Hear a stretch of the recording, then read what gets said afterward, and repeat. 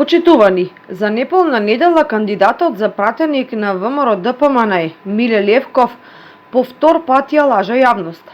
Пријавата за клевета и нарушување на углед веќе му е заслужена.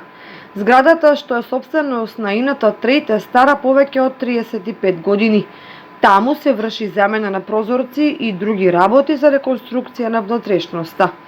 Нема доградба, нема пренамена, нема измени на габаритот, нема додаден ниту еден прозорец, за да има потреба од информативна табла и оградување на просторот.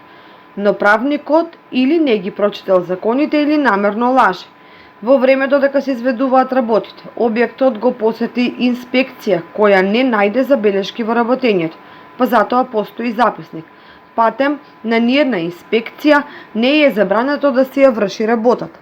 Се чини дека кандидатот за пратеник, поранешен директор на образовна институција, зборува за криминал и корупција, водејќи се од начинот на управување од времето на ВМРО ДПМНЕ. Во 20 годишното работење, иното трейд, кое не е заштитно друштво, нема користено никакви субвенции од државата и нема учествувано во ниедна јавна набавка. По различни даночни основи има платено данок повеќе од 2 милиони евра, пари од кои вие, Миле Левков, и вашето семејство земате плата, како вработени во јавна администрација. Колку данок плативте вие, Миле Левков, и фирмите на кои бевте основач, или пак вашите сопартици? Редовното и уредно плаќање на данокот е најсилниот доказ за патриотизам. Оној патриотизам со кој вие лажно се чукате во гради е само за да дојдете до личен профит.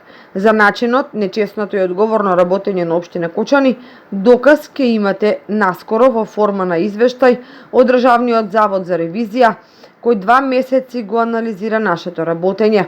За да прогласите војна во корупцијата, мора да почнете од себе и да ги изчистите вашите редови. Се вели во одговорот од градоначалникот Николчо Илиев.